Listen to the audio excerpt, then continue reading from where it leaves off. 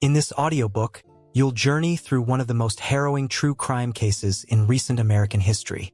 You'll meet four bright young lives, cut short in a quiet Idaho town, and follow the investigation, the grief, and the relentless pursuit of justice.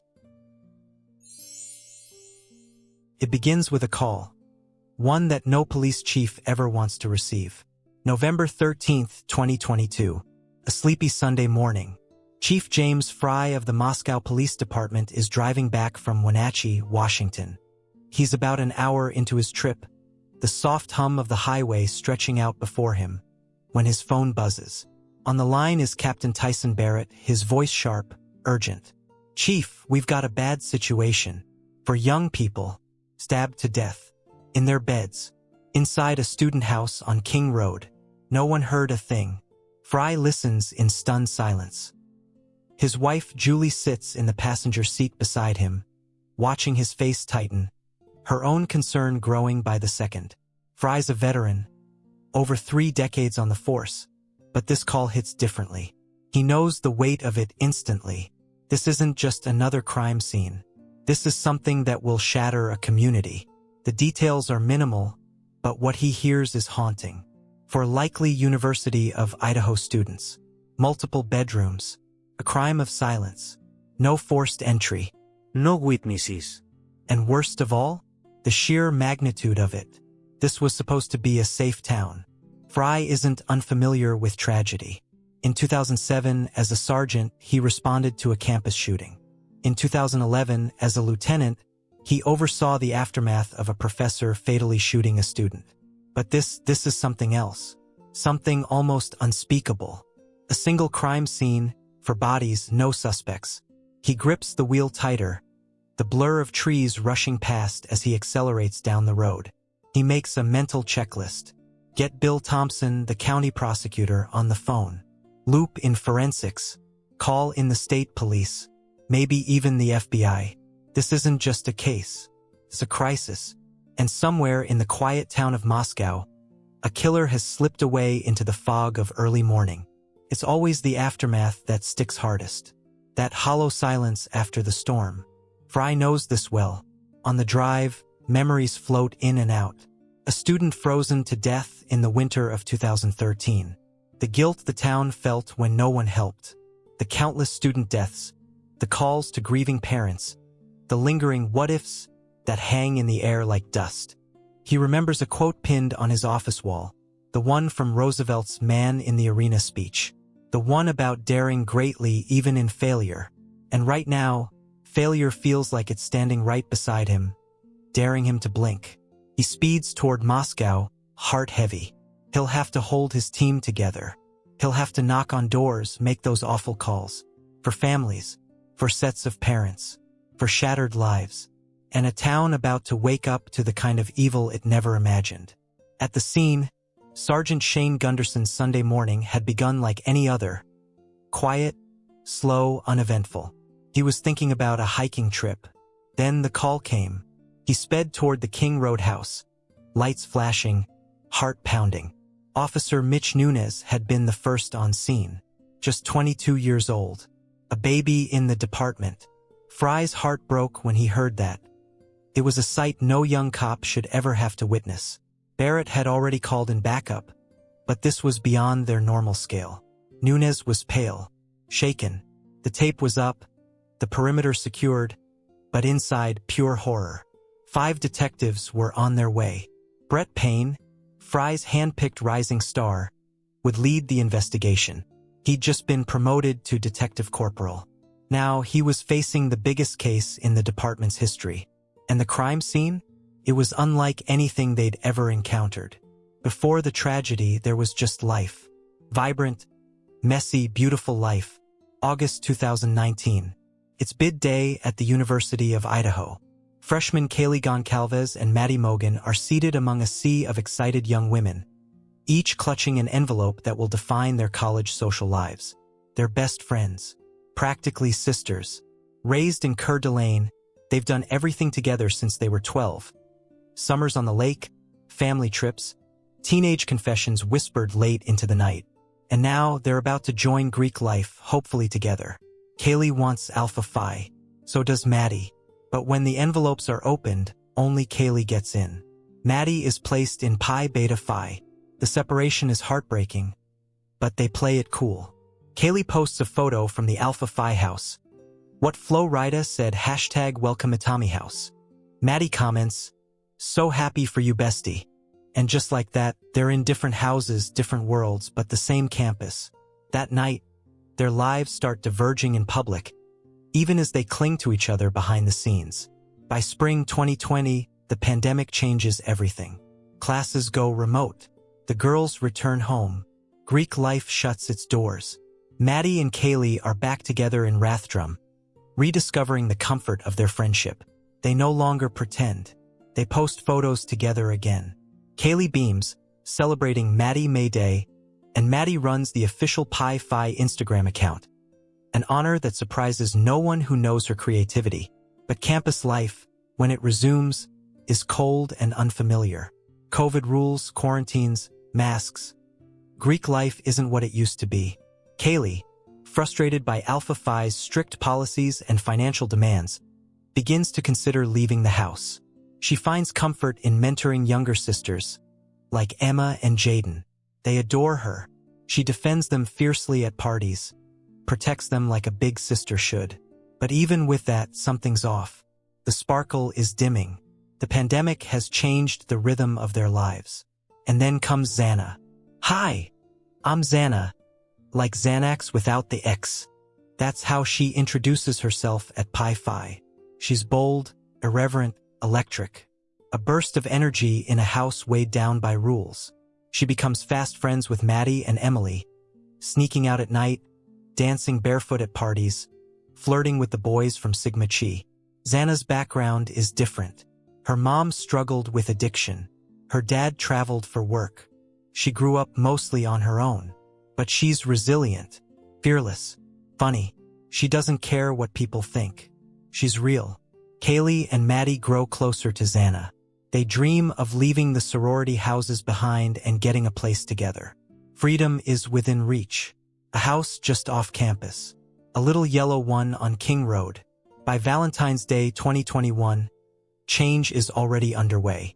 Maddie goes on a breakfast date with Jake Schreiger, a handsome Delta Tau Delta. He forgets his wallet. The girls laugh, but soon he becomes her boyfriend. They fall hard. Summer boat rides, music festivals, lazy nights talking about the future. Maddie's world begins to settle into something solid. Something good. Meanwhile, Kaylee's long-term boyfriend, Jack Duker, is still in the picture. They've been together since middle school. Everyone loves Jack. He's sweet, reliable, steady. But Kaylee is feeling restless. She wants more. Not more love, just more life. She dreams of Austin, Texas, where a job at an IT firm is waiting. She wants to see the world, try new things, make her mark. Jack is safe. Kaylee wants to be bold. But nothing's black and white. They cook pancakes together. They take care of their dog, Murphy. They're still deeply connected, even if Kaylee isn't sure what comes next. Then there's Ethan Chapin. Tall, athletic, endlessly kind. One of triplets. He and his siblings are inseparable. They choose UI together. Ethan rushes Sigma Chi, where he meets Xana at a party game called Champagne Shackles. They're handcuffed together literally, and by the end of the game he's smitten. Xana is radiant, wild, and totally unfiltered. She's different from anyone he's ever known, and he loves her for it. Soon they're a couple. A real one. Not just flirtation and parties, but family trips, lazy lake days, volleyball tournaments, dinners with parents. Xana even starts talking about her future. She wants to grow up. She wants to belong. She wants to be someone Ethan can proudly bring home. By summer 2022, Xana is practically part of the Chapin family. She goes wakeboarding with Ethan and his siblings. She eats dinner with his parents.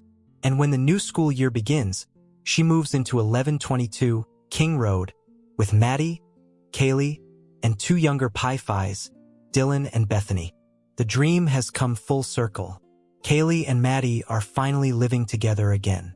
Xana's in love. The girls are surrounded by people who adore them, and life after everything is good. But fate, silent and cruel, is already shifting in the background, because someone is watching, and everything they've built is about to come crashing down. Fall 2021. Kaylee Goncalves is standing in her off-campus kitchen, the smell of pancakes rising around her. It's family breakfast, a little ritual she's created to hold onto the bond with her Alpha Phi sisters, Ava, Zoe, Katie, Phoebe, her inner circle. Together they laugh, cook, and remind themselves that even amid the pressures of college, sisterhood can still feel like home. Helping her in the kitchen is Jack Duker, Kaylee's boyfriend since middle school, her steady, loyal other half. He's right there as she flips pancakes and snaps a photo for Instagram. To everyone watching, it's domestic bliss. But underneath the surface, there's a quiet shift happening. Kaylee loves Jack. Everyone knows that. But love isn't always enough when your heart starts looking elsewhere. Not to another person, but to another life. She's been offered a potential full-time job at Extreme Networks in Austin, Texas. It's exciting. A chance to do something for herself, something big. And Jack? He's sweet, patient, willing to wait. But Kaylee's world is expanding, and she's not sure if he's supposed to come along for the ride. She keeps flipping pancakes, one after the next, as if layering her questions between the batter and the syrup. A few blocks away, two tall brothers, Ethan and Hunter Chapin, are figuring out their next move. It's bid day, a big one. Ethan, the middle of triplets, stands under a hot dorm shower, weighing his options. Sigma Chi is the obvious choice. It's the house for athletes, for sharp, driven guys like him. But Phi Delta Theta has its appeal too. Less rowdy, more introspective. And one of its older members, Hunter Johnson, has made a strong impression. Still, standing in the steam, he knows the real answer. If his buddy Tim DeWolf, tall, athletic, all in on Sigma Chi, is going, then he's going too. Minutes later, the decision is made. Ethan chooses Sigma Chi. And it won't be long before that choice leads him straight to Xana. October 3rd, 2021. The Shark Tank, that's what they call 1118 King Road, is buzzing. It's a Sunday, and the party game of the day is champagne shackles. Pairs of guys and girls are zip-tied together until they finish a bottle of bubbly. Even bathroom breaks are shared. The energy is high, laughter everywhere. Among the crowd are Ethan and Hunter Chapin. Impossible to miss, both 6'4", athletic, full of life. One of the girls, Josie, claims dibs on them both. Xana and Emily, the queens of the Shark Tank, are orchestrating the fun, handing out ties, bottles, and playlists. Ethan watches Xana. Her sun hat is bright pink and purple. Her laugh cuts through the music. She dances, organizes, teases. She's magnetic. But more than that, she's real. He's intrigued, and that intrigue quickly turns into something deeper. Within weeks, he's a regular presence at the Shark Tank. DJ Xan, they call her, and Ethan is there for every beat drop, every late-night laugh, every moment of chaotic joy. By spring, Ethan asks Xana to be his big, a term usually reserved for same-gender mentorships in the Greek system. Technically, it's allowed. Spiritually, it means something more.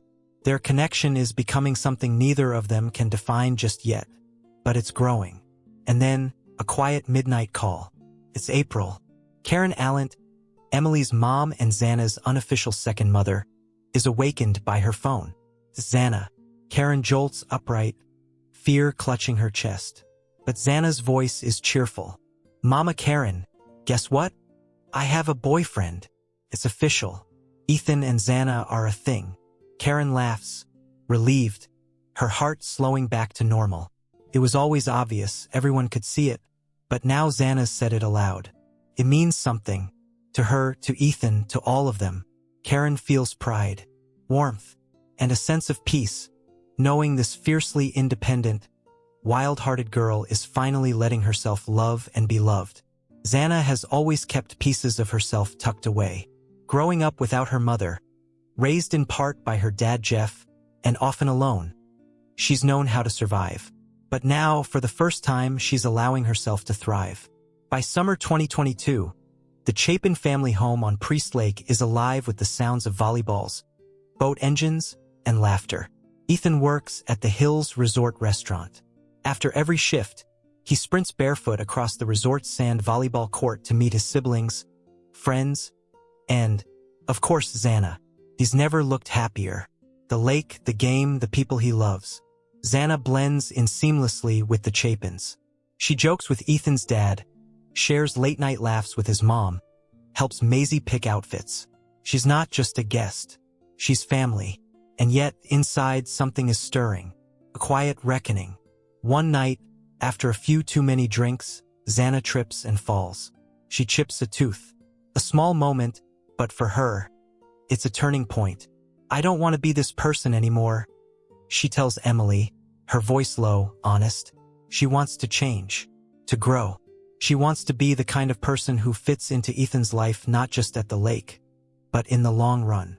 Someone with direction, someone with a future, and for the first time in her life she can picture it. A real future, with Ethan. July 2022. Back in Coeur d'Alene, another reunion is happening. Maddie stands on the front steps of 1122 King Road, eyes wide with disbelief. Kaylee's back. They did it. After years of dreaming, missing each other, finding themselves in separate houses and lives, they're finally roommates. For their senior year, Kaylee unloads her many boxes, joking about how she doesn't pack light. Maddie helps her carry them inside, passing through the sliding glass doors to the new chapter of their friendship. The house feels perfect.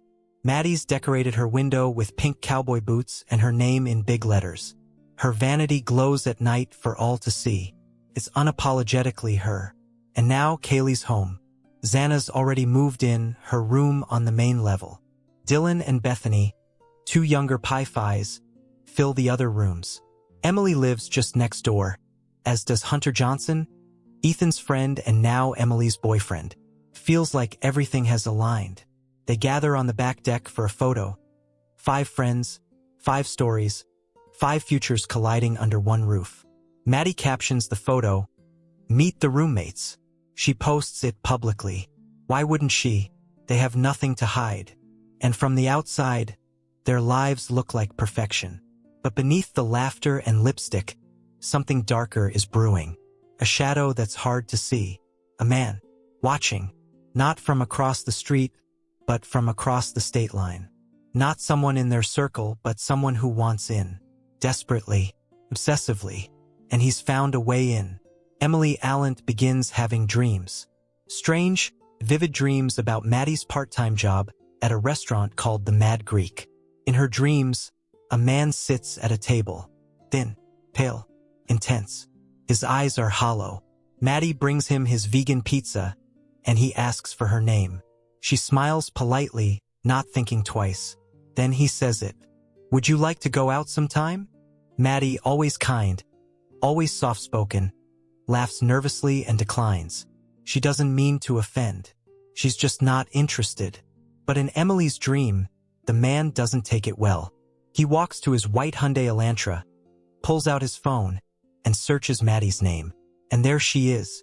Public Instagram, bikini photos, party photos, laughter, joy. The kind of life he doesn't have. He stares. He clicks like, again, and again, and again. Meanwhile, Kaylee is rethinking everything. After their breakup, she'd tried to move on. A date in Coeur d'Alene ended with a guy calling her a bitch and demanding a quesadilla. It made her miss Jack. Really miss him. Jack would never do that. Jack still picks up Murphy, their shared dog. Jack still smiles when she texts. The break wasn't about him, it was about her. About the life she needed to chase. The job in Austin. The independence. But now she's not so sure. Kaylee has been excelling in her internship. She made a killer presentation for Coffeebox, pitching Wi-Fi infrastructure for their stores. The company circulated it company-wide. Her manager is impressed. Her dad, Steve, is proud. Her sister, Olivia, is coaching her every morning. She should be riding high, but she's lonely. She starts texting Jack more and more. She tells herself it's about Murphy, but maybe deep down it's about something more. And all the while, someone is watching. From behind a screen, from behind a steering wheel, from behind a mask of normalcy. The kind of evil no one wants to believe can exist in a place like Moscow, Idaho. But it's there, waiting, and soon it will erupt. Kaylee's sitting on a couch she doesn't want to be on, next to a guy she wishes she hadn't agreed to see. He stares at her, sneers, and says it casually, like it's nothing. "Bitch, go make me a quesadilla." The words hit her like cold water. She stares, blinks. Is he serious? And in that moment, the absurdity of it all becomes clear. This is what's out there. This is what she left Jack for. Kaylee bites her tongue, fights the urge to roll her eyes, and smiles a tight, practiced smile. She doesn't owe this guy anything. She grabs her purse and leaves, the door clicking behind her harder than intended. Driving home, her thoughts wander. Maybe she was too quick to walk away from Jack. Sweet, solid, gentle Jack. The guy who still picks up their golden doodle, Murphy. The guy who still texts her. Who never stopped being kind, even when she broke his heart.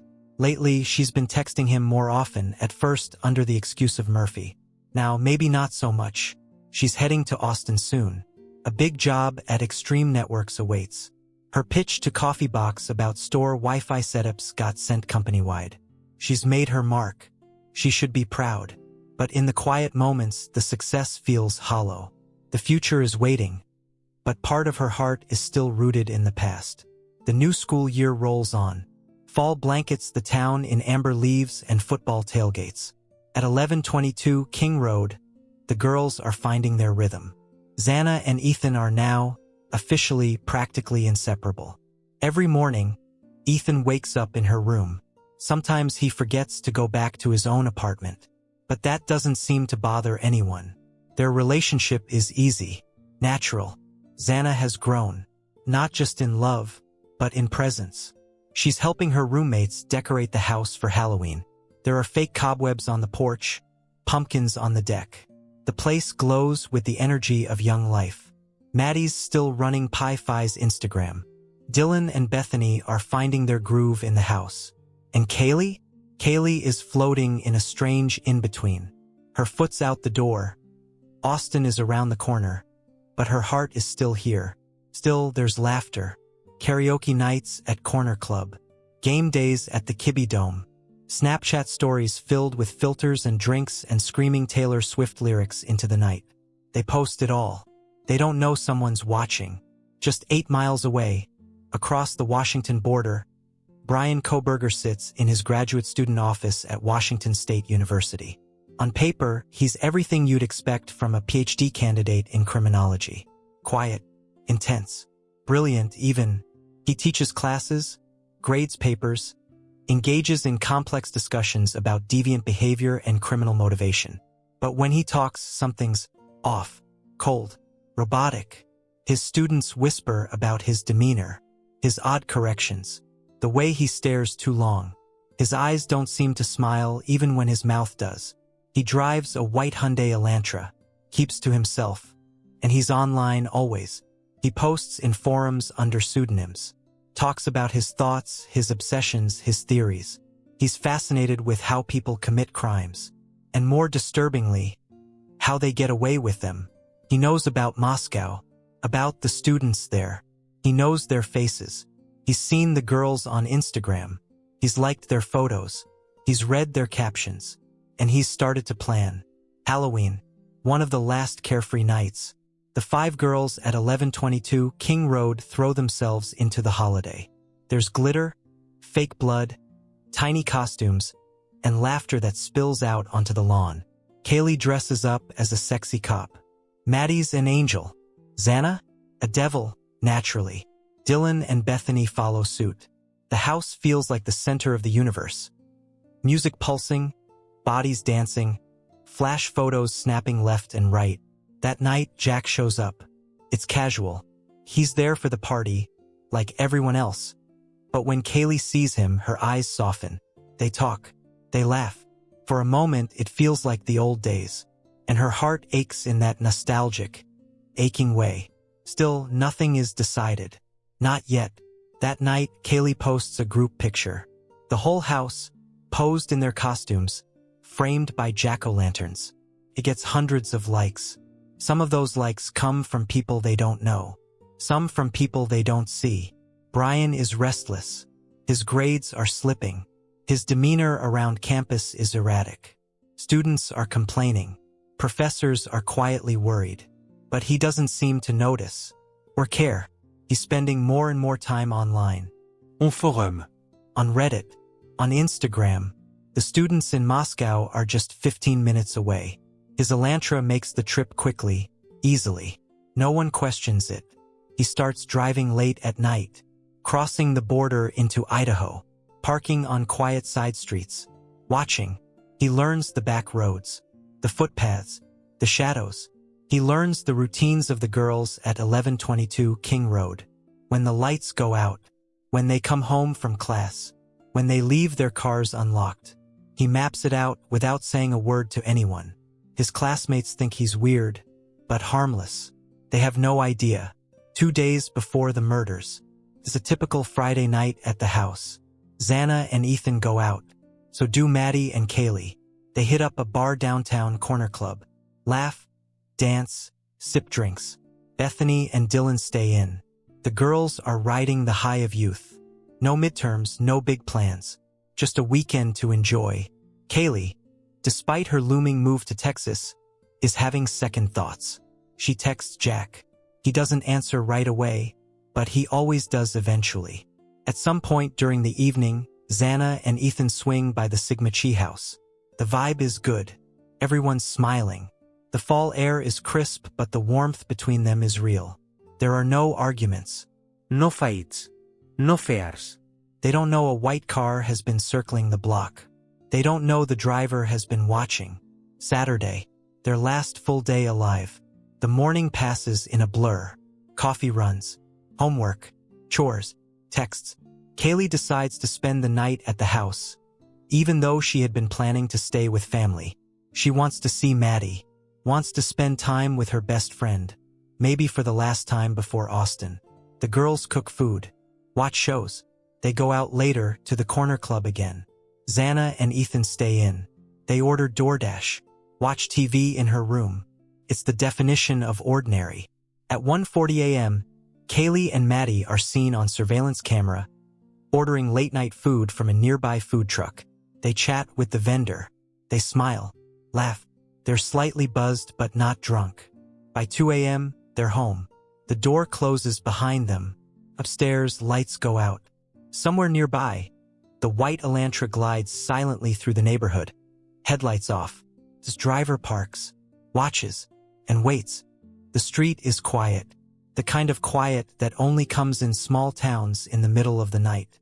The porch light at 1122 King Road is still on, casting a soft yellow glow onto the gravel parking area. Inside the house, the girls have returned from their nights out. Maddie and Kaylee are upstairs in Kaylee's room, talking, whispering, doing the kinds of things best friends do after a night of memories. Their laughter, soft and sleepy, fills the space between them. Downstairs, Xana and Ethan are in Xana's room. They've just received a DoorDash delivery. The receipt time is 4 a.m., but the timestamp for the delivery was earlier. The bag is placed just inside the door. The food inside remains uneaten. In another bedroom, Dylan and Bethany are asleep. They don't know what's about to happen. None of them do. Outside, a white Hyundai Elantra makes a slow approach toward the house. It stops, waits. Then the driver cuts the engine, and everything goes still. The man exits the car. His shoes leave faint impressions on the frosted pavement. He moves with purpose, like he's rehearsed this. He knows the layout. He's mapped it out, maybe from online photos, maybe from watching in the shadows. He enters through the sliding glass door on the middle level. No forced entry. No broken glass. Xana and Ethan are just inside. No one hears a scream. We don't know the exact sequence. But what we do know is this. Xana fought. Her wounds later revealed defensive injuries. She tried to protect herself. She tried to protect Ethan. She tried to live. Ethan, too, sustained multiple stab wounds. But the violence was sudden. It was overwhelming. The kind that gives no time to scream for help. No time to escape. One moment they were together. The next, gone. The killer ascends the staircase. Maddie and Kaylee are in bed. It's believed they were sleeping in the same room, possibly even in the same bed. The way best friends do when comfort matters more than space. They don't know what happened downstairs. There's no indication they heard anything. Not until he was in the room. The attack is brutal, personal, repeated. Investigators believe Maddie may have been the target. She had the most wounds. But Kaylee suffered as well. She was not spared. There's evidence one of the girls may have tried to scream. But if they did, it wasn't heard by anyone downstairs. Or maybe it was. At approximately 4:17 a.m., Dylan hears something. A cry. A voice. She opens her bedroom door. Sees a man in black clothing. Masked. Athletic build. Bushy eyebrows. He walks past her. Out the sliding door. She doesn't know what she's seen. Shock, experts would say later, can freeze the mind. Dylan doesn't call the police. Not yet. She locks her door. Goes back to bed. Terrified. And the killer disappears into the dark. Time drips forward. Agonizing and slow. Morning arrives. Sunlight stretches across King Road. The house is still. Silent. The first indication that something is wrong comes around noon. One of the girls' phones is used to make a 911 call. Police later confirm the caller was not Dylan or Bethany, but a friend who had come by after being contacted. The report is vague. Person is unconscious. Something's not right. When officers arrive, what they find is far worse than anyone imagined. For bodies, for young lives taken violently in their sleep, the officers step into a nightmare. Blood on the walls, a knife sheath left behind, and 5 cell phones untouched, 5 bank cards, laptops, a dog, all still there. This wasn't a robbery. It was something else. Something far more calculated, more terrifying. Chief Fry is notified. He's an hour out, returning from Wenatchee. He presses the gas pedal harder, calls the coroner, calls the prosecutor, calls the FBI. He doesn't know yet what the scene looks like, but he knows the weight of it. This will define the town. This will change everything. And the eyes of the world are about to turn toward Moscow, Idaho. The house on King Road is surrounded. Yellow crime scene tape stretches across the yard. Squad cars pull in. First responders step out, their faces already pale, already knowing. There's no mistaking it now. Something horrific happened here. Inside, the officers can barely believe what they're seeing. The forensics team begins to move carefully through the rooms. Blood patterns on the walls, the floors, the bedding. The wounds on the victims. Deep, forceful, intentional. And then, tucked beneath Maddie's body, something strange. A leather knife sheath. USMC stamped on the button. It's placed there almost deliberately. The killer left it behind. Chief James Fry walks through the front door of the King Road house and feels the air change. Even with 30 years on the force, nothing prepares you for this. He's quiet, watching, listening. He doesn't interfere with the investigators already working the scene. He knows his job now is bigger than the crime scene. He needs to prepare the town. He needs to make the calls. And the first one might be the hardest. He dials the number for Kaylee's family. The Goncalves clan is large, loving, and tight-knit. Steve Goncalves, Kaylee's father, has always been the protector, the one who fixes things. When the call comes, it hits like a freight train. The voice on the other end is steady, formal. Your daughter was one of the victims. At first, Steve can't understand the words. It doesn't compute. Then it does. And his body collapses into grief. He calls his wife, his children. He tries to speak through tears, but the words barely form. Kaylee is gone. The other families begin receiving the same calls. Ethan's mother, Stacy, answers her phone and the world tilts. Her triplet, her son, the one with the easy laugh and endless heart, murdered. She screams into the silence. Ben Mogen, Maddie's father, is alone when he gets the call. He sinks to the floor, the phone still clutched in his hand. His only daughter gone. Xana's father, Jeff, doesn't have all the details, just that something terrible happened. He races to Moscow, not yet knowing that his daughter is among the dead. And the world begins to shift.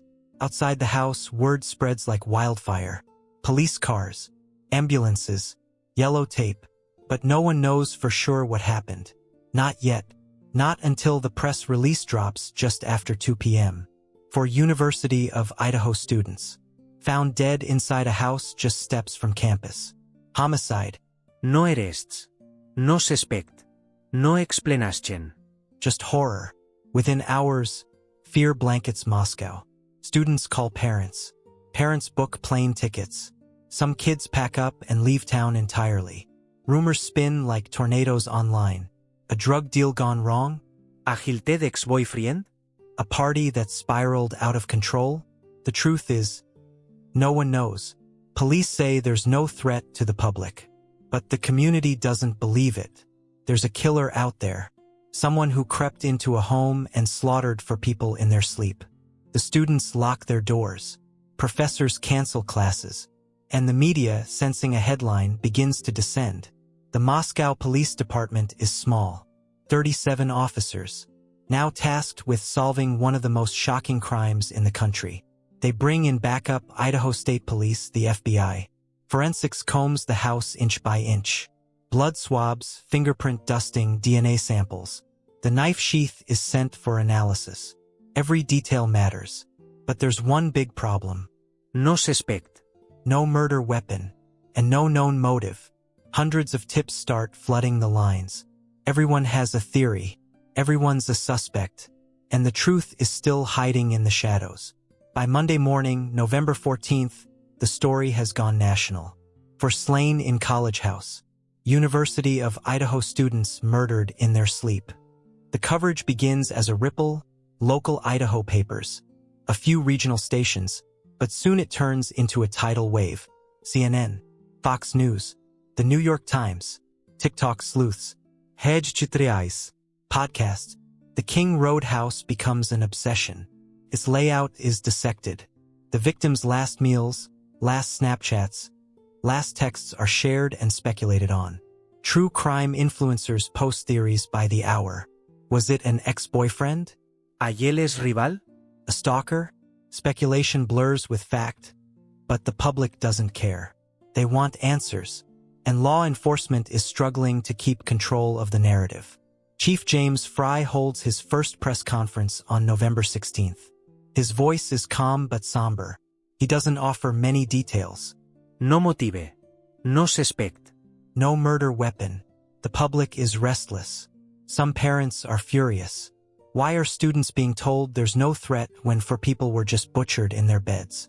Fry repeats what he can. They're working around the clock. Every agency is involved. The victims were targeted. But there's no reason to believe the community is in danger. The words don't comfort anyone. And behind the scenes, Fry knows the truth. They're in the dark. They need a break. Fast. Steve Goncalves cannot sit still. Kaylee was his baby girl. His wild one. The one who fought to be heard, to be seen. And now she's gone. The police are tight-lipped, and Steve is growing impatient. He starts doing interviews, calling journalists, pushing the story forward. He believes Kaylee and Maddie were found in the same bed, that they were murdered together, that the brutality suggests rage, something personal. He wants the world to see her, not as a victim, but as a person, a daughter, a fighter. His pain is raw, unfiltered, and it captures the nation. On November 30th, the university holds a candlelight vigil for the victims. It's freezing. Snow coats the lawn. But thousands gather anyway, students, faculty, families. Photos of the victims line the stage. Maddie's infectious smile, Xana's wild energy, Ethan's kind eyes, Kaylee's fierce grin. The Chapin family speaks first. Stacy, Ethan's mother, holds it together as long as she can. She talks about the volleyball games, the lake days, the love Ethan had for his siblings. Then she breaks. Her voice catches, and everyone breaks with her. Ben Mogen steps up next. He talks about Maddie's determination, her work ethic, the way she made him feel like the best dad in the world. Steve Goncalves takes the mic last. His pain pours out in every sentence. He doesn't sugarcoat it. He can barely breathe between words. His grief is a storm, and all around him candles flicker in the cold. For flames, extinguished too soon. Investigators begin piecing together the victim's final hours. Surveillance footage. Text records. Food orders. From 3:30 to 4:20 a.m., activity is tracked in the King Road neighborhood. A white Hyundai Elantra is spotted by multiple cameras, circling the area. It's an older model. No license plate visible. But the route it takes repeatedly draws attention. Meanwhile, the knife sheath found under Maddie's body comes back from the lab. Touch DNA is present.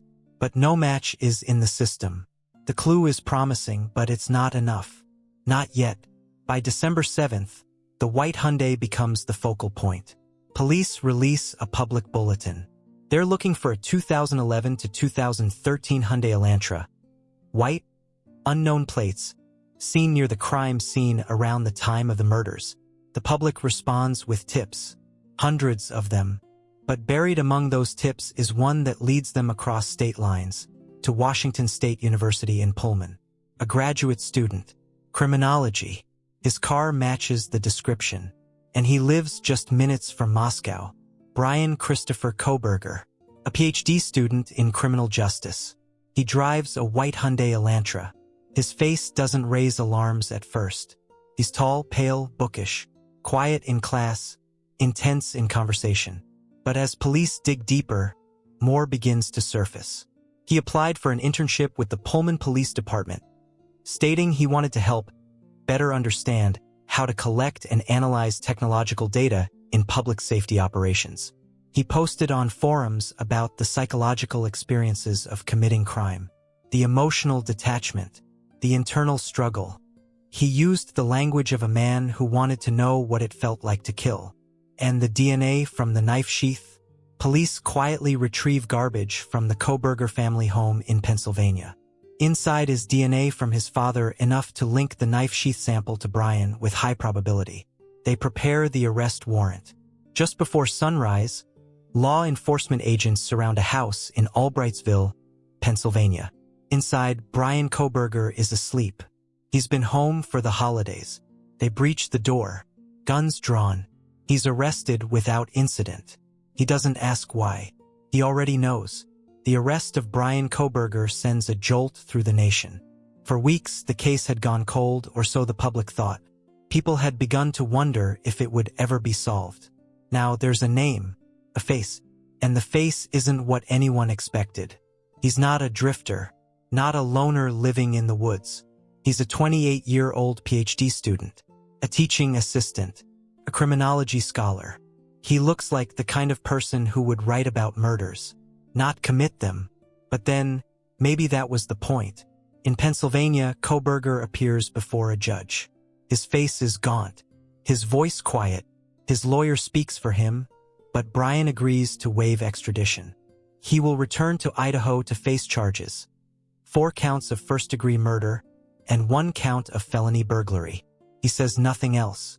But later, his lawyer tells reporters something odd. Bryan is eager to be exonerated. He thinks he can beat this. Or maybe he wants to play the game. 2 officers accompany Bryan Kohberger on a cross-country flight back to Idaho. They've been briefed on his history, his obsessive personality, his academic background, his awkward social traits. But on the flight, Bryan is calm. Almost too calm. He doesn't ask about the charges. He doesn't ask about the victims. He doesn't mention Moscow. Instead, he talks about mundane things: exercise, food, teaching. One officer later describes the feeling as unsettling, like talking to someone pretending to be human. And yet, beneath the surface, something else is simmering. On January 5th, the probable cause affidavit is released to the public. It's the document that changed everything. Inside are the chilling details. Cell phone records place Kohberger near the crime scene 12 separate times before the murders. His phone was turned off during the critical window of the attack, turned back on only after the time the murders likely occurred.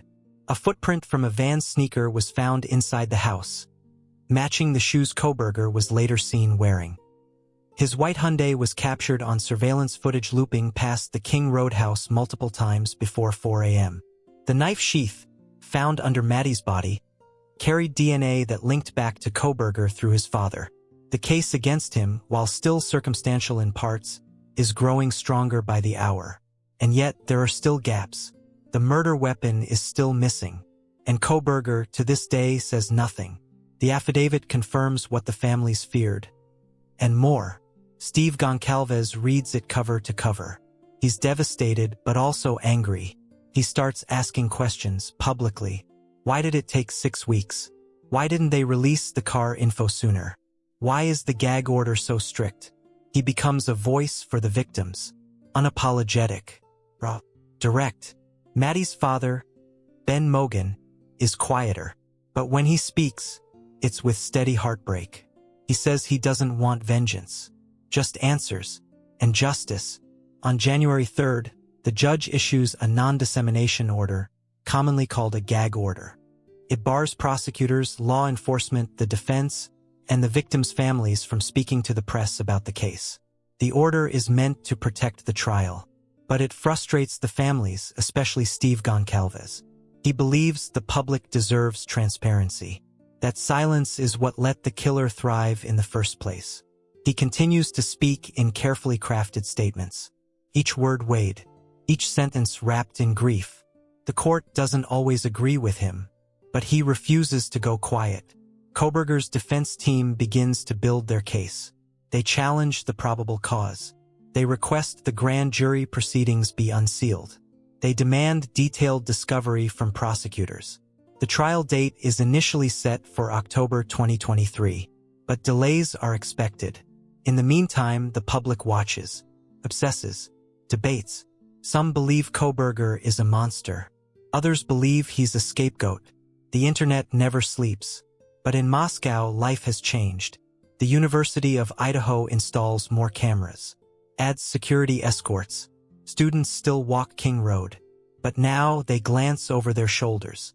And the yellow house stands silent, a monument to a horror the town will never forget. On one side, the prosecution, led by Idaho's seasoned attorneys, building a case piece by piece. On the other, the defense, led by public defender and Taylor, sharp, calculated, and deliberate. Taylor has handled capital cases before. She knows the system, and most of all, she knows the weight of what's coming. The possibility of the death penalty. Kohberger has remained silent through it all. But Taylor speaks for him, and every word she utters is layered with strategy. From the beginning, the defense's message is clear. We are watching the state's every move, and we are not going down without a fight. Central to the prosecution's case is the knife sheath DNA. It's not a perfect match, not direct. It's what's called a familial link taken from garbage at Kohberger's parents' home, used to link the sheath DNA back to his father and by proxy to him. The defense challenges this immediately. They want the methods unsealed. The lab reports, the technology used. They argue, if you're going to use DNA to tie someone to a murder scene, you'd better be absolutely certain. The judge listens, weighing the risk of overreach with the need for transparency.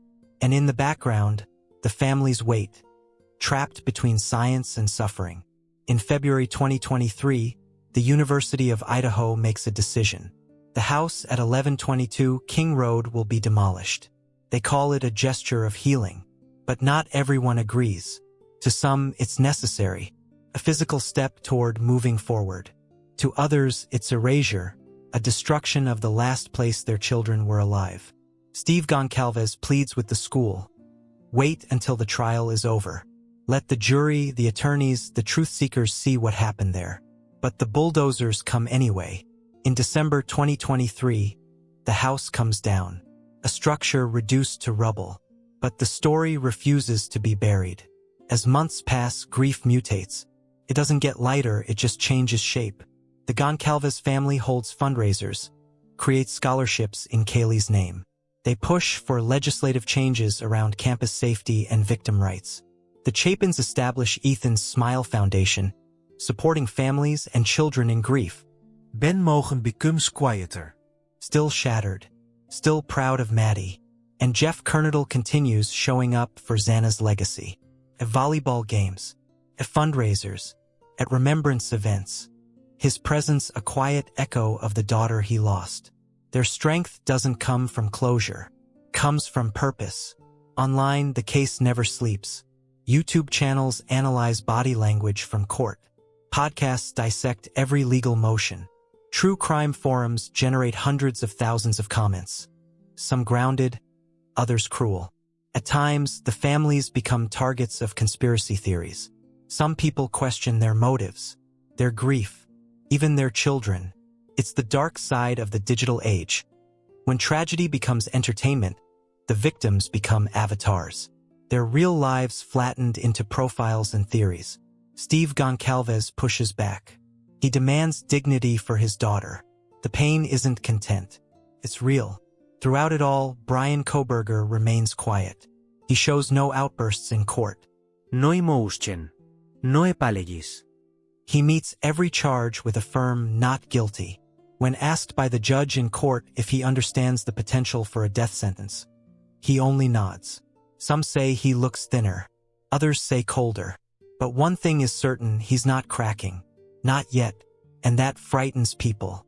Moscow, Idaho, once known for rolling hills and quiet streets, now lives in the shadow of a crime it never asked for. The campus tries to carry on. Students return. Classes resume. But things feel different. There are more locks now. More security cameras. More eyes scanning strangers. People still leave flowers at the memorial. Still whisper when they pass the empty lot on King Road. Still wonder how someone could do what was done, and how they might ever feel truly safe again. November 13th, 2023. The one-year anniversary. The families gather again. Quiet vigils. Small, powerful moments. Photos of the four are placed side by side. Kaylee's golden laugh. Maddie's thoughtful gaze. Ethan's infectious smile. Xana's wild spirit. Gone but not forgotten. The town lowers its head in silence. And in that silence, a question still echoes. Why? June 2023. Lotta County Prosecutor Bill Thompson files a notice of intent to seek the death penalty against Bryan Kohberger. The decision isn't made lightly. To seek capital punishment in Idaho, the state must show aggravating circumstances, that the crime was especially heinous, atrocious, or cruel. This case meets the mark. For lives taken, planned, executed, brutally, the method of attack, the vulnerability of the victims, the overwhelming violence. The prosecution argues that Kohberger exhibited utter disregard for human life. And so Idaho prepares for a death penalty trial. A rare, harrowing journey, one that few states still pursue. And Taylor and her team pivot fast. They request more discovery, more details from the investigation, more forensics, more digital records. They want to examine the FBI's confidential data collection. They demand transparency on the genealogy methods used to connect Kohberger to the crime scene. In court filings, Taylor raises another chilling point. Kohberger may have been out driving alone that night, she says. But that's not a crime. He may have had reasons for turning off his phone, but that's not proof of guilt. It's a classic approach. Challenge the reliability of the circumstantial case, and chip away at the confidence of the jury before the trial even begins. Originally, the trial was scheduled for October 2nd, 2023. But by late summer, it's clear there's no way it'll happen on time. The defense files a motion to delay. The judge grants it. No new date is immediately set. That means more waiting for the families, for the town, for the world. And for Kohberger, who remains in the Lotta County Jail, held without bail. He has no access to news, no visitors except his lawyers, no public statements. He simply waits. Death penalty cases are expensive, financially and emotionally. The state begins tallying costs. Investigative hours, forensic labs, technology consultants, court personnel. Lotta County, a small jurisdiction with limited resources, is suddenly at the center of one of the most high-profile trials in the country.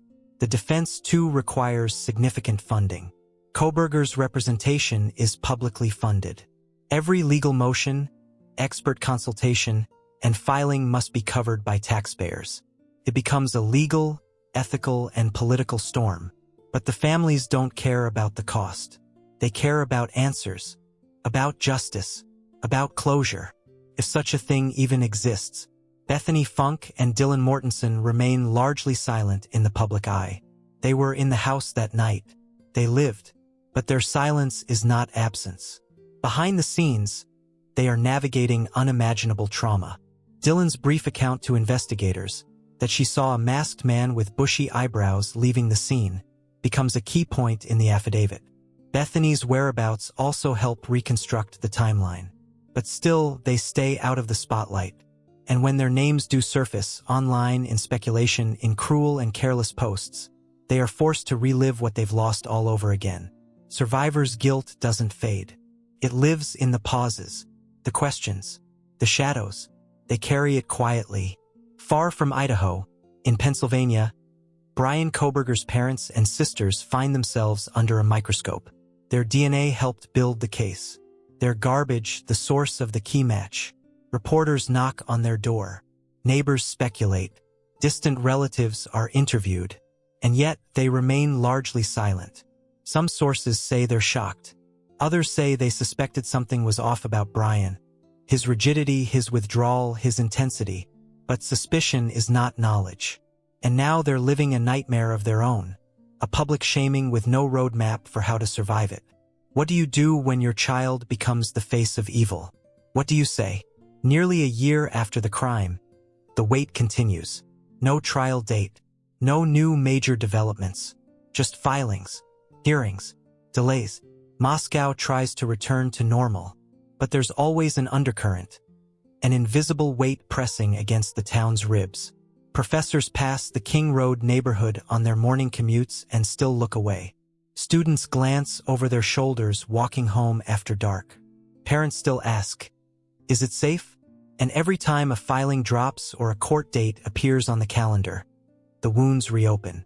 The families attend each hearing, sometimes in person, sometimes over Zoom, each time hoping it brings them closer to something solid, something final. But justice is not fast, and healing is never clean. As spring approaches in 2024, the prosecution continues to gather.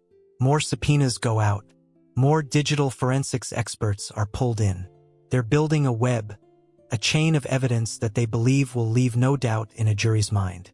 CCTV footage, cell tower pings, forensic lab reports, social media records.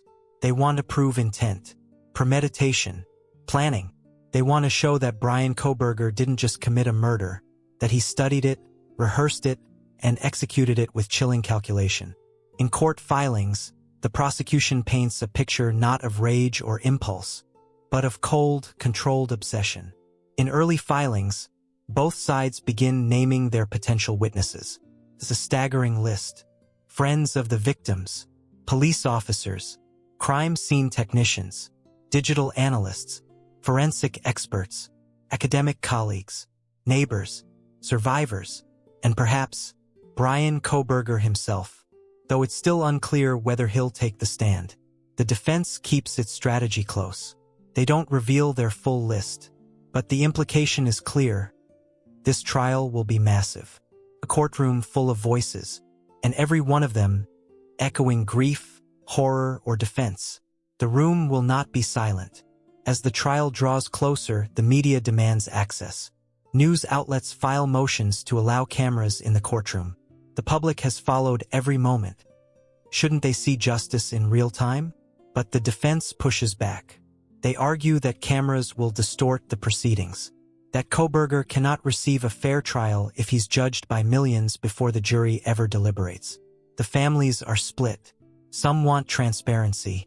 Others want privacy. The judge listens, weighs, deliberates, and ultimately keeps the door partially closed. Limited coverage. No streaming. Only select images, because justice in this case must tread carefully. Capital cases demand a different rhythm.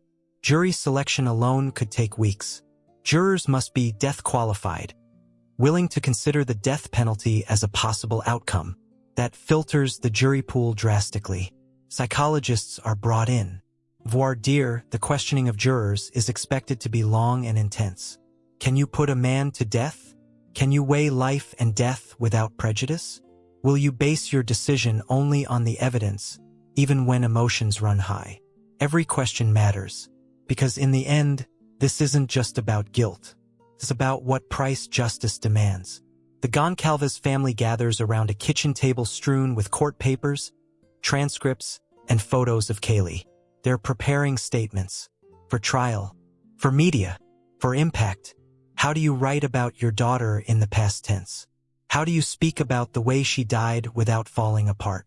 Steve and Christy Goncalves know the trial will be brutal. The details graphic. The defense aggressive. But they'll be there. Every day. Every hour. The same goes for Ethan's family.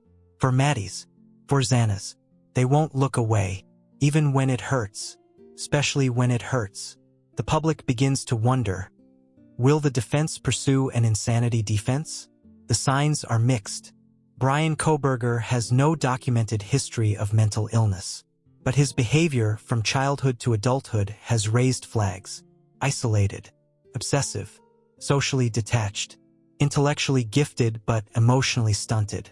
Former classmates describe him as intense, sometimes inappropriate, often cold. There are rumors he struggled with heroin in his teens, that he later replaced drugs with control, strict diets, exercise, academic rigor. Online, he posted about depersonalization, feeling like a ghost inside his own body. But does that make him insane? Or does it make him dangerous? That distinction could define everything. By mid-2024, the trial still hasn't begun. But the stage is set. The prosecution is confident. Their case is built like a fortress, evidence, testimony, timeline. The defense is poised, quiet, calculated. The families are exhausted, but ready. And the country is watching. Soon, 12 jurors will be asked to decide. Was this man, the quiet one in the courtroom, the same one who slipped into that house on King Road? Was he the shadow in the hallway? The reason 4 young lives ended in screams and silence? And if so, what is the appropriate punishment? The gavel will fall soon, and justice at last will be put on trial. The courtroom is packed. It's a warm September morning in Lotta County, Idaho, and after nearly 2 years of agonizing buildup, the state of Idaho versus Bryan Christopher Kohberger is officially underway. There are no cameras broadcasting live, but journalists fill every seat. The families sit front row. So do law enforcement officers who work the case. Faces tight, eyes locked. The judge enters. All rise. And with a solemn nod, the trial begins. The prosecution stands first. Their tone is steady, firm, direct. They walk the jury through the timeline, November 13th, 2022. The drive, the surveillance footage, the knife sheath, the cell phone data, the digital stalking. They use the word premeditation again and again. They say this wasn't rage. It was calculation. They say the defendant watched these girls, followed them, studied them, knew when they would be most vulnerable. They describe the scene inside 1122 King Road with clinical precision. And yet, their words still shake the room. Then it's the defense's turn, and Taylor rises. She warns the jury, there is more than one side to every story. She says the case is built on circumstantial evidence, not direct proof. No DNA in the rooms. No eyewitness placing Kohberger inside the house. No murder weapon recovered. She points to gaps, questionable timelines, investigative assumptions, the pressures of a media storm. And then she says it outright. This is not a trial by popular opinion. This is a trial by law. The first several days are methodical. Detectives take the stand, walking the jury through the initial discovery. Photos of the crime scene are displayed, redacted for public consumption but still chilling. The jury hears about the knife sheath, the recovered DNA, the footprint near Dylan's room. The coroner testifies to the wounds. It's difficult to hear. Some jurors shift in their seats. Some of the victims' family members leave the courtroom in tears. This is the cost of justice. To see everything, to hear everything, even the worst of it. Next comes the digital evidence. Cell tower data, ping maps, surveillance footage stitched together like a timeline of obsession. At 2:42 a.m. on November 13th, Kohberger's phone goes dark. It stops communicating with any network. At 4:48 a.m., it comes back online, driving south on Highway 95. Between those times, the murders occurred.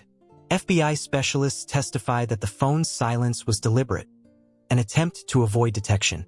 Then they show the surveillance footage of the white Elantra circling the King Road neighborhood. 12 passes. 12. The prosecutor repeats. 12 loops before 4 people died. It's not a smoking gun, but it's damning. Then come the emotional testimonies. Jack, Kaylee's ex-boyfriend, takes the stand. He recounts their last conversations, their shared custody of their dog Murphy, the text she sent just hours before her death. He breaks down when asked what he remembers most about her. Her laugh, he says. Her laugh could fix anything. Maddie's sorority sisters speak next. So does Ethan's brother, Hunter, one of his triplets. And Jeff Kernodle, Xana's father, takes the stand last that day. He speaks in short, steady phrases. She was the kind of kid who defended people, who didn't back down. I know she fought. The room is silent. Even the defense doesn't interrupt. Then Dylan Mortensen, the surviving roommate. She takes the stand with trembling hands. She explains that she'd heard a noise, opened her door, and saw a figure. Black clothing, mask, athletic build, bushy eyebrows. She says she didn't know what she was seeing. Thought it was a party guest. She was frozen in fear. I locked my door and waited, she says. The defense cross-examines gently, respectfully, but they try to raise doubt. Could you have imagined it? Was the hallway dark? Did you really see what you think you saw? Dylan answers quietly, but clearly. I know what I saw. By the end of the second week, the pressure inside the courtroom is unbearable. Each day brings more horror, more detail. Each moment forces the families to relive their worst nightmare. And yet, they don't miss a day. Kaylee's parents, Maddie's father, Ethan's siblings, Xana's mother, stepmother, stepfather, all of them. They stare straight ahead. They won't look at Kohberger.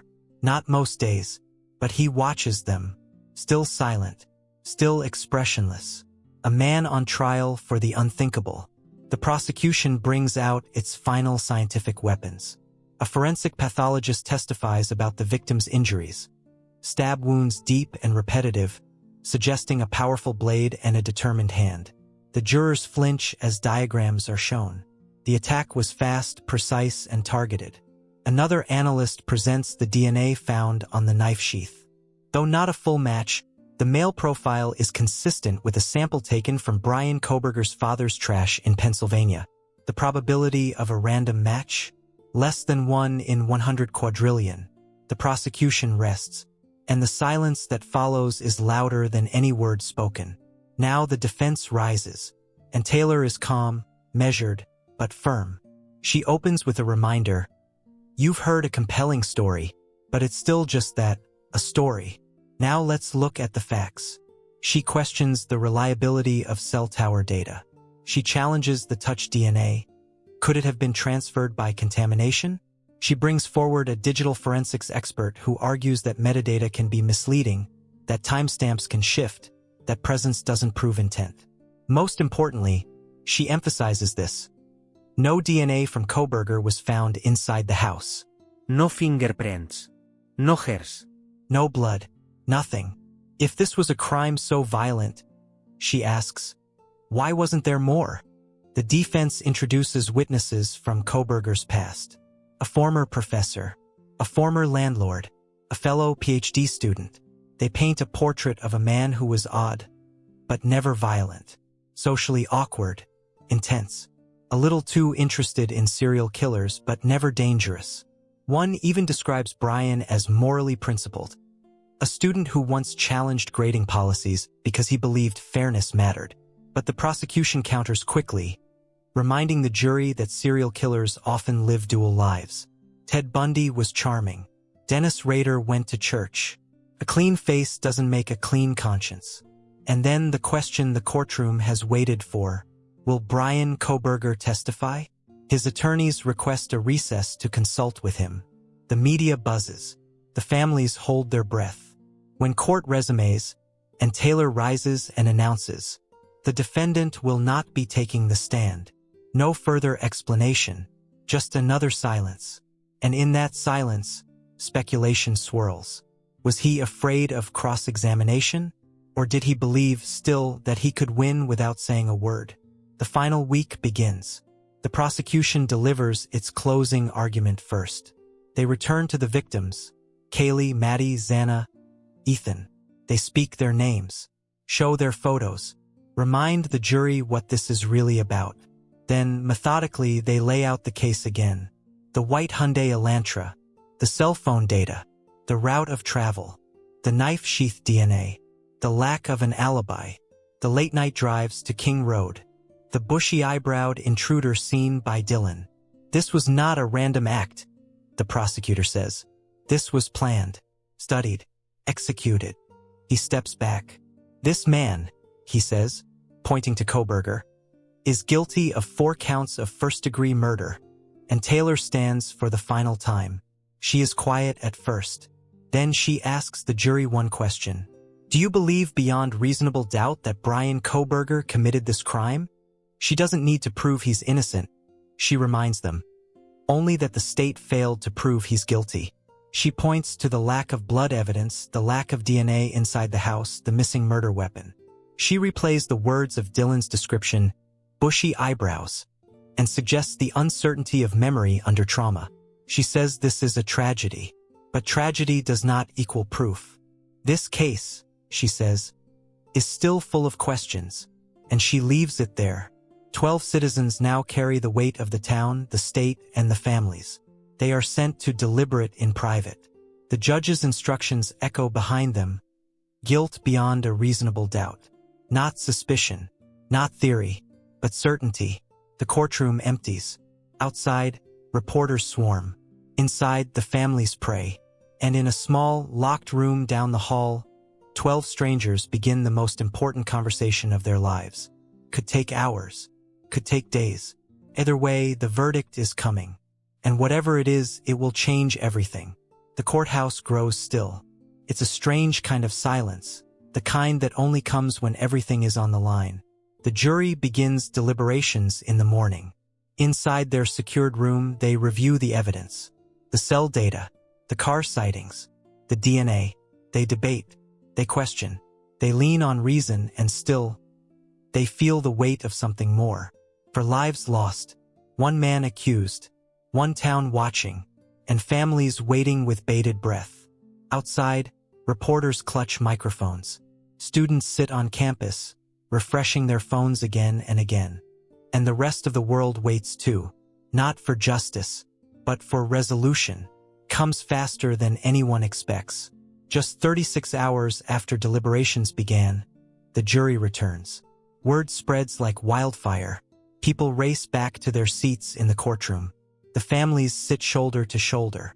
Steve and Christy Goncalves hold hands. Ben Mogen sterse het. Etene siblings sit Zeitlabel. Xana's mother grips her necklace. The judge asks the jury foreman to stand. In the matter of the state of Idaho versus Bryan Christopher Kohberger. A pause. We, the jury, find the defendant guilty on all 4 counts of first-degree murder. And just like that, the room exhales. Some sob. Others simply nod. Tears flow silently. Bryan Kohberger doesn't flinch. The courtroom erupts outside. Not with noise, but with release. The Goncalves family embraces. Steve cries openly. Christy wipes her face and says softly, "She can rest now." Ben Mogen steps outside and whispers to reporters, "Maddie got her justice." Ethan's parents say nothing, but their expressions say everything. Inside the courthouse, Kohberger is led away in cuffs. Still silent, still expressionless. The man at the center of one of the most infamous modern crimes disappears behind a steel door. And the world keeps turning. But it's not over yet, because this is a death penalty case. And now the same jury must decide. Should Bryan Kohberger live or die? The sentencing phase begins the following week. The prosecution lays it out again, methodical, graphic, devastating. They describe the long nights of stalking, the careful planning, the brutal execution. They ask the jury to consider the fear the victims felt in their final moments. They play the 911 call again, and they close with 4 names: Kaylee, Maddie, Ethan, Xana. Lives with futures stolen. They ask for death, and Taylor now fights for her client's life. She doesn't deny what happened, but she paints a different picture of Kohberger. A man with mental illness, a man who slipped through the cracks, a child who never felt connected to others. She brings his sister to the stand, trembling, tearful, apologetic. She says she still loves her brother, that their family is shattered. She says killing Bryan won't bring back the 4 lives lost. Taylor echoes that thought. Justice, she says, is not revenge. Mercy is also justice. She asks the jury for life in prison, not death. Deliberations begin again, but this time the jury takes longer, because this choice, this final decision, is irreversible. They debate aggravating factors. They debate mental health. They debate proportionality. Some jurors cry. Some stare at the table in silence. Eventually, after another 2 days, the decision is made. The court reconvenes. The judge asks for the sentence. The foreman stands. In the matter of sentencing, we the jury sentence the defendant, Bryan Christopher Kohberger, to death by lethal injection. Gasps ripple through the room. Some families nod. Others remain still. But there it is. Final. Unmistakable. The courthouse empties. The media surges. And Moscow begins to breathe again, cautiously. The families gather outside, speak softly to the cameras. Steve Goncalves says, "I don't feel joy. I feel peace. But joy? That left me with my daughter." Christy adds, "We'll carry Kaylee with us. Every day." Ben Mogen says he still calls Maddie's phone sometimes, just to hear her voicemail. Xana's mother whispers, "She was bright and loved, and now she is free." And Ethan's siblings, stone-faced but strong, walk away without a word. The story is over, but the memory never fades. No capital conviction ends at sentencing. Within weeks, Kohberger's legal team files notice of appeal. The process begins, slow, bureaucratic, relentless. They challenge the search warrants, the digital evidence, the jury instructions. But this time, the momentum is different. The public isn't glued to the news. The cameras are gone. The frenzy has passed. Now it's just paperwork, hearings, and quiet legal warfare. Still, the families remain vigilant, because while the verdict brought a sense of resolution, the appeals keep reopening the wound. At the University of Idaho, everything has changed. Campus police funding is increased. A 24-hour escort system is introduced. Key card locks are added to dorms and off-campus buildings. A new position is created, student safety advocate. There are more lights, more cameras, more conversations. Professors speak openly about mental health in class. Students attend workshops on trauma response. But even with these changes, the innocence is gone. For the students of Moscow, time will always be divided. Before the murders, and after, each family chooses their own way forward. The Chapins build Ethan's Smile, a nonprofit to support grief-stricken families and children. They host basketball tournaments in his name. Ethan's brothers coach Little League. His memory echoes in laughter, in sunshine, in resilience. The Goncalves family establishes Kaylee's Fund, dedicated to campus safety and women's advocacy. Steve continues to speak, especially to other grieving parents. "Say their names," he says. "It's how we keep them alive." Maddie's father, Ben Mogen, launches a scholarship for journalism students. He tells every recipient, "Use your voice. Tell the truth. That's how you honor her." Xana's family funds youth athletics in her name. Volleyball, soccer, scholarships for girls who show her spirit, strong, fierce, unforgettable. Their pain never leaves, but their children's stories, never stop being told. The house on King Road is gone. Where the pale gray walls once stood, there's only a plot of grass and gravel. The university hasn't decided what to build there. A garden, perhaps. A memorial. But for now, it's just silence. And sometimes, silence says everything. Students still pass by. Some leave flowers. Others pause and look, imagining what it must have been like that night. There are no signs. No plaques. Just memory, and the invisible weight of a place that saw something too terrible for words. Moscow slowly reclaims its rhythm. Coffee shops reopen with full tables. Football games resume under Friday night lights. But the town has grown older in spirit. People greet each other more cautiously, lock their doors more quickly, walk each other to their cars. And yet, there's kindness too. Neighbors check in. Strangers offer rides. Professors give extensions, not lectures. There's a shared understanding now. An invisible thread connecting everyone who lived through the horror. They can't forget, but they choose, every day, not to let fear define them. What do you do after the worst thing has happened? You rebuild, piece by piece. In the courtroom, in the classroom, in the heart. For many, this story isn't about death. It's about what people did after. The friends who showed up. The parents who stood tall, the investigators who didn't sleep, the students who kept learning, the strangers who lit candles in places far from Idaho. The world watched something break, but it also watched something bend and not shatter. Kaylee, Maddie, Ethan, Xana, for lives, for voices, each so different, so bright, so unfinished. They were not just victims. They were laughter in the kitchen, late-night texts, hopes scribbled in notebooks, plans for summer, dreams too big for one lifetime. Their names became headlines, but they were never meant to be headlines. They were meant to be more, and in the way they are remembered, in foundations, in laws, in whispered prayers and shouted tributes, they are more. They are a promise that even in darkness, light doesn't disappear, it finds a way back. The Idaho Four case didn't just leave its mark on Moscow. It rippled outward into law enforcement, journalism, academia, even federal policy. Departments across the U.S. began reevaluating their forensic readiness. How quickly DNA could be matched. How search warrants were requested. How digital evidence was preserved. Universities launched roundtables on student safety. Lawmakers drafted bills to create national safety benchmarks for off-campus student housing. And in criminology classrooms, ironically, the very space Kohberger once occupied, his case became a study, not just of a criminal act, but of human nature, of obsession, identity, and the terrifying question, how well do we ever really know anyone? In many ways, this case became more than a tragedy. It became a mirror, one that reflected America's fears, random violence, the fragility of youth, the sudden shattering of peace.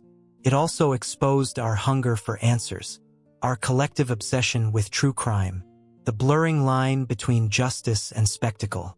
And it reminded us, painfully, that horror doesn't always wear a mask. Sometimes it parks quietly in a driveway, walks softly through a hallway, and vanishes before dawn. Years from now, the legal system will still be dealing with Bryan Kohberger. Appeals, hearings, motions.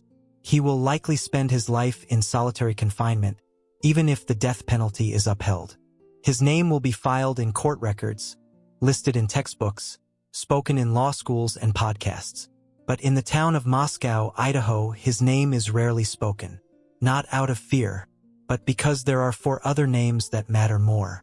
Kaylee, Maddie, Ethan, Xana. They are the story. He is just a footnote. This book, The Idaho Four, is not meant to re-traumatize, sensationalize, or glorify. It's meant to remember 4 lives that ended far too early, to examine the systems that responded, both their strengths and their failures, to give voice to the families who endured what no family should, and to ensure that, long after the cameras leave, long after the headlines fade, these people, Kaylee, Maddie, Ethan, and Xana, are not lost to time. Picture Kaylee, fiery, driven, a protector of everyone she loved. She laughed with her whole soul. She was weeks from graduating, Weeks from beginning a new job, a new chapter. Picture Maddie, witty, thoughtful, loyal, the kind of friend who remembered the smallest details. A deep thinker, a future journalist with a story to tell. Picture Ethan, easygoing, athletic, funny. A triplet with a heart that stretched for everyone around him. A student, a son, a brother, a teammate, always smiling. Picture Xana, fierce, loyal, full of spark. The girl who worked hard, loved hard, lived without apology. She didn't let life pass her by. Together, they were the heartbeat of their community. And when they were taken, that heartbeat paused. But it never stopped. There is no true ending for families who've buried their children. There is only survival, day by day, memory by memory, and maybe someday peace, not because the pain is gone, but because love endured it. The court gave its verdict. The jury delivered justice. But healing is quieter. It happens in kitchens, in car rides, in candlelight vigils. It happens in the way we choose to speak their names. Not in sorrow, but in honor. If you made it to this moment, you did more than listen to a story. You bore witness. You stood beside grieving families, anxious investigators, and a community that endured the unimaginable. You listened to the facts. You felt the emotion. And hopefully you'll carry something forward. Maybe it's vigilance. Maybe it's empathy. Maybe it's simply remembering to hug your people a little tighter tonight. Kaylee, Maddie, Ethan, and Xana weren't just victims. They were people. Loved, cherished, irreplaceable. May their memory continue to light the path for justice, compassion, and the quiet courage it takes to live on.